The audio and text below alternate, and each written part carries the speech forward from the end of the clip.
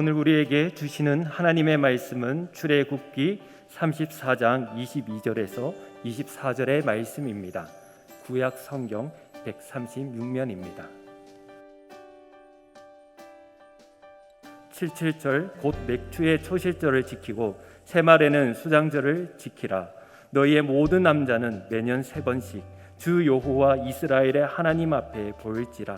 내가 이방 나라들을 내 앞에서 쫓아내고 내 지경을 넓히리니 내가 매년 3번씩 여호와 내 하나님을 뵈려고 올 때에 아무도 내 땅을 탐내지 못하리라. 아멘. 오늘 성경 23절 말씀에 보면 너희의 모든 남자는 매년 3번씩 주 여호와 이스라엘의 하나님 앞에 보일지라 말씀을 하십니다. 구약 성경을 통해 하나님께서 이스라엘 백성들에게 1년에 3차례의 절기를 명하셨습니다. 반드시 지킬 것을 명령하셨는데 오늘 말씀에도 보면 너희 모든 남자는 매년 3번씩 주 여호와 이스라엘 하나님 앞에 나와 보일지라 라고 말씀하시는 거죠. 여러분, 하나님께서 명령하셨다는 것은 지켜도 되고 안 지켜도 되는 것이 아니에요. 힘들더라도 지키고 살아가는 것이 인생의 복이요, 평안이고 안전입니다. 길 위에는 차로에 차선이 있고 신호등이 있습니다. 철로에도 철길이 있죠. 우리가 걸어가는 인생의 길 위에도 하나님께서 안전하게 보호해 주시도록 영적인 차선을 주시고 영적인 신호등을 주셨어요. 1년에 반드시 3차례 하나님 앞에 나와 지켜야 될 절기가 이와 같은 영적인 차선이고 신호등인 것입니다. 유월절, 맥추절, 수장절 3차례를 이야기하셨는데요. 이 유월절은 유대 백성들이 그 애굽의 노예 생활에서 해방받은 것을 감사하며 지키는 절기였습니다. 오늘날 우리 믿는 성도들이 예수님께서 우리 모든 죄를 대신해 십자가에 고난당하시고 죽으신 것을 기념하고 또 그 죄와 사망에서 우리가 자유함을 놓인 것을 감사하며 봄에 지키는 사순절과 같은 것입니다. 수장절은 지금의 추수감사절입니다.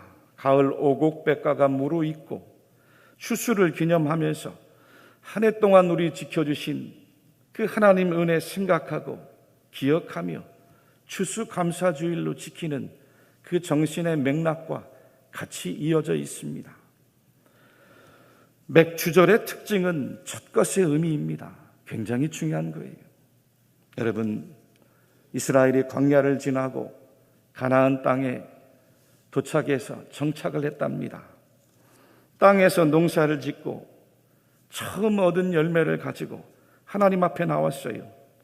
처음 익은 열매라 해서 초실절이라 부르기도 하고 6월절이 지난 50일째가 되었다 해서 77에 49, 77절 또 혹은 오순절이라 부르기도 합니다. 히브리어로 보면 하카치르인데 번역하면 수확의 절기라는 뜻이죠.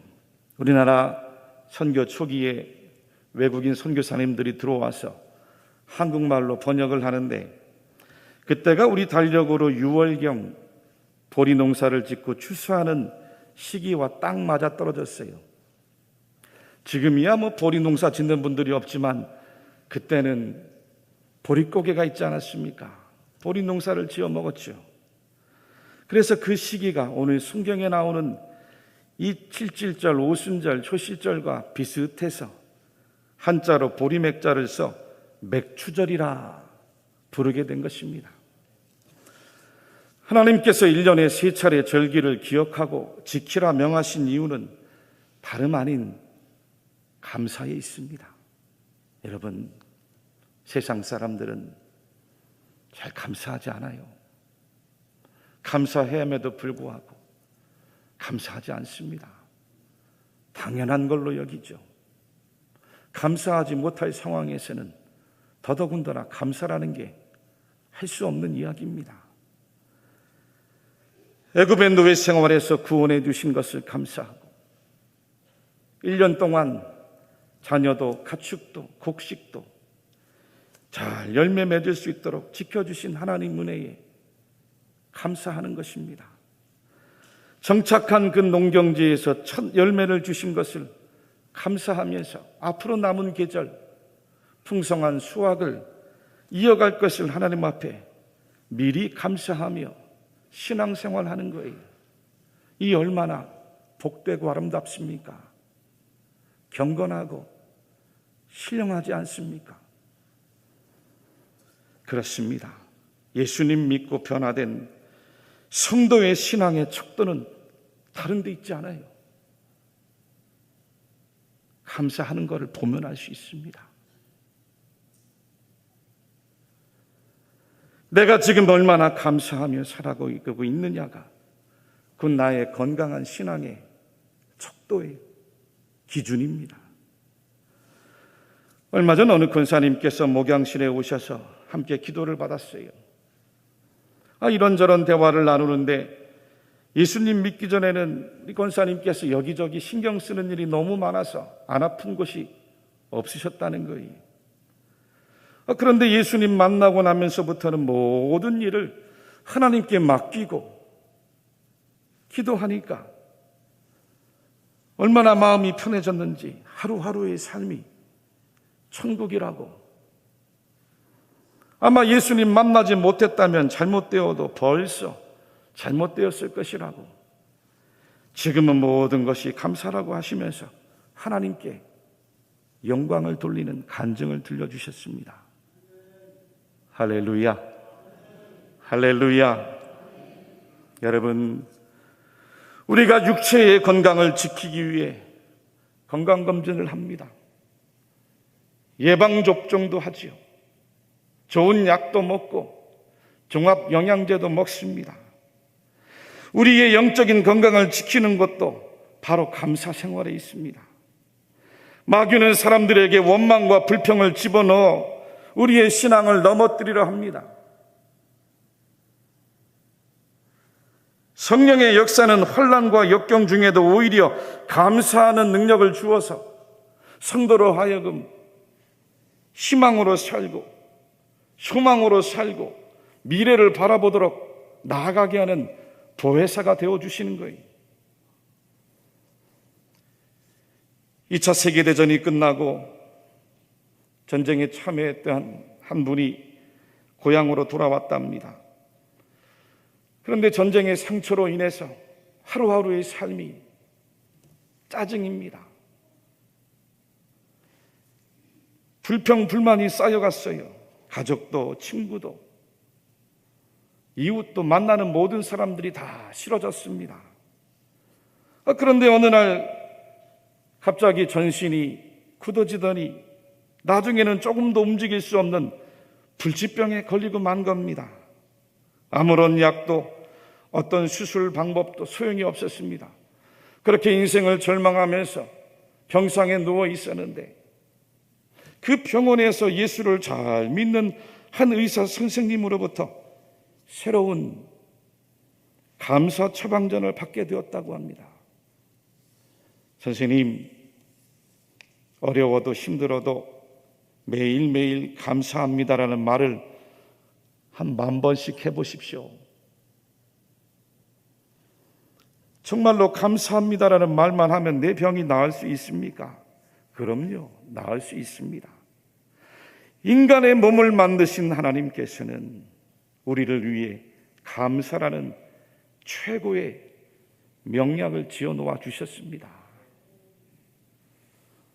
아무런 약도 소용이 없었기에 이분이 그날부터 그 의사분의 처방대로 감사합니다, 감사합니다, 감사합니다 라는 말을 수없이 반복했다고 합니다. 매일 감사합니다를 하도 외치니 나중에는 감사가 저절로 몸에 밴 거예요. 누구를 만나든지 병상에 누워서 감사합니다, 감사합니다, 감사합니다. 저절로 감사가 나왔대요. 어느 날 아들이 맛있는 2개의 감을 사서는 아버지 감 잡수세요라고 하는데 그때에도 아들에게 감사합니다라고 말하며 순간적으로 손을 내미는데 신기하게 손이 움직여졌어요. 뻣뻣하게 굳어있던 목도 풀리는 걸 느꼈습니다. 그리고는 얼마 안 있다가 진짜 불치병이 치료되는 놀라운 기적이 일어난 거예요. 말로만 하던 감사가 실제 감사가 되고, 감사하는 사람으로 인격의 변화를 이루니까 그 몸을 뻣뻣하게 만들던 완고한 마음도 녹아지며 불치병도 치료가 된 거예요. 그렇습니다. 사람 몸의 모든 병은 대부분 스트레스와 신경증에서 출발한다고 합니다. 모든 질병의 원인도 마음 안에 있는 그 상처, 남을 향한 미움, 원망, 부정적인 생각에서 찾아온다고 해요. 그런데 감사의 마음이 인간 안에 있는 그 모든 아픔과 상처와 부정적인 생각을 그 안에 담아두지 않게 되고 결국 모든 스트레스와 질병에서 치유를 일으키는 놀라운 명약이 된다는 거죠. 할렐루야, 할렐루야. 제가 하는 이야기가 아니고 의사분들이 하는 이야기입니다. 맥주절은 첫 추수를 마치고 하나님 앞에 감사하는 영적인 신앙이라고 말씀을 드렸습니다. 무엇을 감사하는 신앙입니까?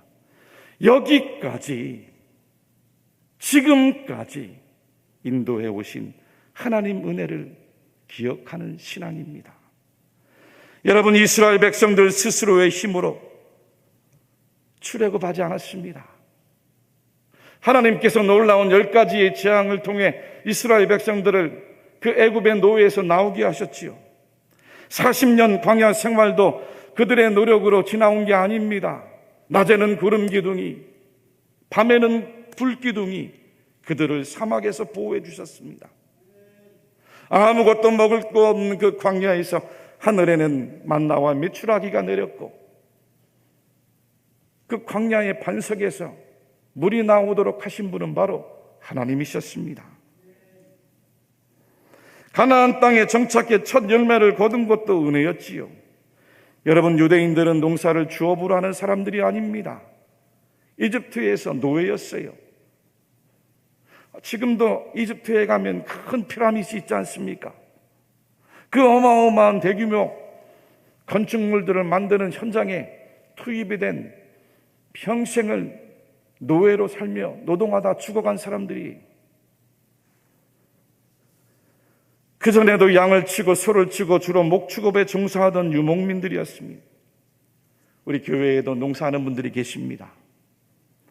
농사가 쉽습니까? 땅을 파고 거름을 주고 씨를 뿌린다고 열매가 거둬집니까? 적당하게 햇볕이 비춰줘야 되고 때에 맞춰 이른 비와 늦은 비가 내려야 됩니다. 농부의 손이 닿아야 돼요. 그래야 아름다운 열매가 나옵니다. 그것도 가뭄이 오고 태풍이 오고 홍수라도 나보세요. 한 해 농사가 순식간에 물거품이 되어버리죠. 마찬가지입니다. 우리 모든 성도님들도 여기까지 한 해의 반을 걸어왔는데 내 힘으로 걸어온 게 아닙니다. 한 치 앞도 알 수 없는 인생길이었어요. 오늘 건강하다가도 내일 어떻게 될지 아무도 모릅니다. 사건 사고가 얼마나 많습니까? 뉴스 보기가 겁나죠. 순간순간이 고비였고 어려움이었습니다. 우리 가정도, 우리 직장, 우리 일터, 만나는 사람들 이야기 들어보면 눈물 나는 일도 참 많습니다. 특히 작년과 마찬가지로 코로나 바이러스라는 이 전대미문의 재난 앞에 지금도 전 세계적으로 1억 8,300만 명 이상의 수많은 사람들이 확진이 되었습니다. 그 가운데 400만 명이 소중한 목숨을 잃었어요. 우리나라를 비롯해 세계 곳곳에서 백신을 맞고 있지만 여전히 건강의 고통, 사회적 고통, 이 경제적 고통이 계속되어 가고 있습니다. 그런 가운데 여기까지 오늘 우리가 살아가는 것, 이것이 바로 기적입니다. 할렐루야. 다른 게 기적이 아니에요. 우리가 숨을 쉬고, 비록 마스크는 쓰고 있지만 마음껏 호흡을 하고 사지가 움직이고 존재하는 것만 해도 기적입니다. 이렇게 살아서 서로 함께 얼굴을 맞대고 서로 만나 이야기하고 교제하고 하나님 앞에 나와 예배한다는 것, 이 사실만으로도 얼마나 큰 감사요 은혜인지 알 수가 없어요. 이 모든 것이 하나님의 은혜임을 믿는 신령한 성도님들이 되시기를 주님의 이름으로 간절히 축원합니다. 하나님은 은혜를 알고 감사하는 성도를 기뻐하신답니다. 여러분들, 사람들도 감사하는 사람을 좋아하잖아요.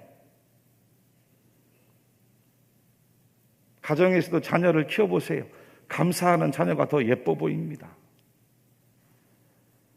하나님 은혜 잊지 않고 늘 감사하는 성도, 하나님께서 귀하게 보십니다. 그 감사를 잊지 않고 기억하는 성도에게 하나님은 더 많은 감사를 허락하시는 거예요.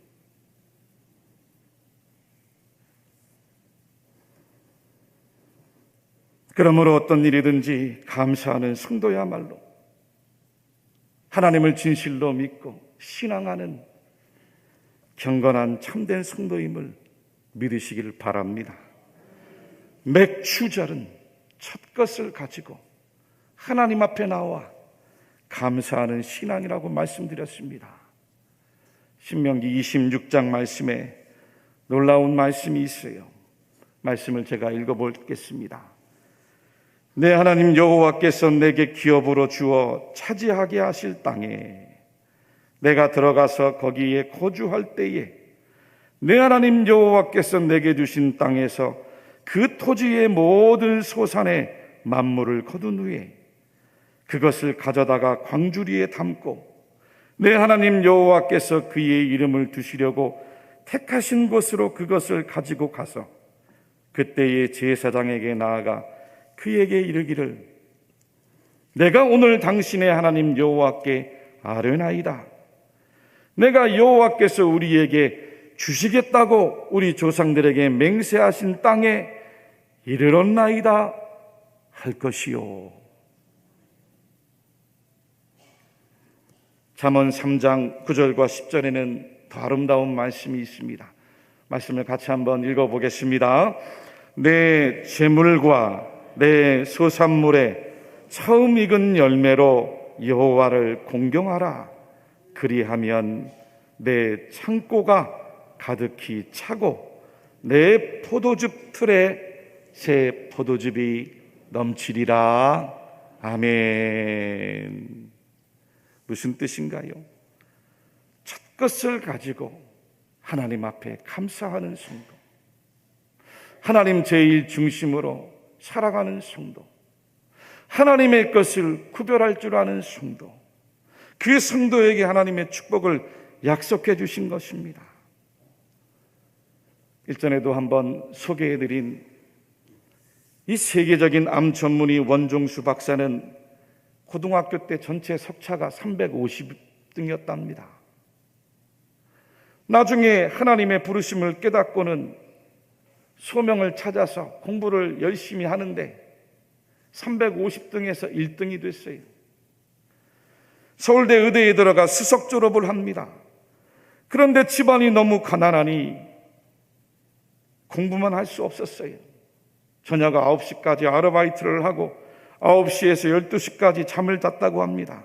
그리고는 12시에 일어나 4시까지 또 공부를 하고 다시 4시부터 학교 갈 때까지는 어머님 말씀대로 그 하루의 첫 시간, 그 하루의 첫 시간 하나님께 드리며 새벽 기도회를 빠지지 않았다고 합니다. 서울대병원에서 첫 인턴 월급을 받아서 너무 기쁜 나머지 어머니에게 달려가 어머니 이제 우리 함께 실컷 고기 먹어요. 이야기를 드렸더니 하시는 말씀이 내가 지금까지 하나님 은혜로 살았지 않니? 첫 것을 하나님께 드려야지.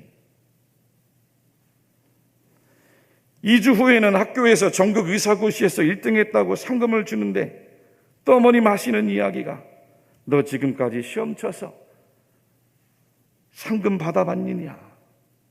이것도 첫 열매지 않니? 하나님께 드렸다는 이야기가 한국교회의 유명한 이야기입니다. 그런 첫 열매 신앙으로 하나님 우선주의로 살아간 원정수 박사가 세계적인 암 전문의가 당연히 될 수밖에 없는 거죠. 오늘 24절 말씀에도 하나님께서 우리에게 이렇게 이야기하십니다. 내가 이방 나라들을 내 앞에서 쫓아내고 내 지경을 넓히리니 내가 매년 3번씩 여호와 내 하나님을 뵈려고 올 때에 아무도 내 땅을 탐내지 못하리라. 여러분, 감사하는 성도를 세상이 이기지 못합니다. 감사하는 성도는 사단이 이기지 못하고 죄와 시험과 유혹이 절대로 이기지 못합니다. 다윗도 욥도 예레미야도 하박국도 다니엘의 3명의 친구 사드락 메삭 아벳느고도 성경에 나오는 모든 하나님의 사람들도 사단 마귀가 원망과 불평으로 이들을 넘어뜨리고 쓰러뜨리려 했지만 절대로 이기지 못하게 하셨습니다. 다니엘은 자기를 주교하는 그 원수들의 계략 앞에서 왕의 도장이 조소에 찍힌 것을 알고도 어떻게 행동했습니까? 두려워하지 않았어요. 불안해하지 않았습니다. 하나님 원망하지 않았습니다. 오히려 이렇게 말씀이 증언합니다. 다니엘이 이 조소의 왕의 도장이 찍힌 것을 알고도 자기 집에 돌아가서는 윗방에 올라가 예루살렘으로 향한 창문을 열고 전에 하던 대로 하루 3번씩 무릎을 꿇고 기도하며 그의 하나님께 감사하였더라. 그의 하나님께 감사하였더라. 죽음 앞에서, 모욕 앞에서, 사람들이 올가매겨서 죽이려고 하는 그 모든 원망 앞에서 그의 하나님 앞에 감사하였더라. 할렐루야, 할렐루야. 다니엘은 늘 하던 대로 하나님 앞에 나가 하루에 3번씩 감사 기도를 올리고 승리한 것입니다. 맥주 감사주일에 나오는 우리 모든 성도님들도 마찬가지입니다. 세상이 여러분들을 붙들고 넘어뜨리려 할지라도 하나님 앞에 감사하며 나가보십시오. 하나님께서 이기게 하십니다. 승리하게 하십니다. 하나님께서 여러분들을 붙드셔서 더 높여주십니다. 한 해의 반이 지나갔어요. 세상 사람들은 지나가는지도 모를 거예요. 흥청망청 지나가죠. 우리는 하나님 앞에 나와 감사하며 예배하는 거예요. 한 해의 절반도 하나님께서 지켜주실 것을 감사하는 겁니다. 여기까지 지금까지 걸어오게 하신 하나님 은혜를 생각하는 거예요. 힘써 하나님 앞에 영광 돌리는 겁니다. 이와 같은 성도를 하나님께서 왜 책임져 주시지 않겠습니까? 이와 같은 성도들의 가정을 왜 하나님께서 붙잡아 주시지 않겠습니까? 이와 같은 믿음의 성도들의 가정의 자녀들을 하나님께서 왜 승리하지 않게 하시겠습니까? 여러분 모두가 감사의 믿음과 신앙으로 하나님과 함께 동행하며 승리하시기를 주의 이름으로 간절히 축원합니다. 끝으로 우리 주님께서 여러분들에게 간곡히 부탁하시는 하나님의 말씀이 있습니다. 말씀을 같이 함께 읽으면서 말씀을 맺도록 합니다. 함께 천천히 말씀을 읽겠습니다. 아무것도 염려하지 말고 다만 모든 일에 기도와 간구로 너희 구할 것을 감사함으로 하나님께 아뢰라. 그리하면 모든 지각에 뛰어난 하나님의 평강이 그리스도 예수 안에서 너의 마음과 생각을 지키시리라. 아멘.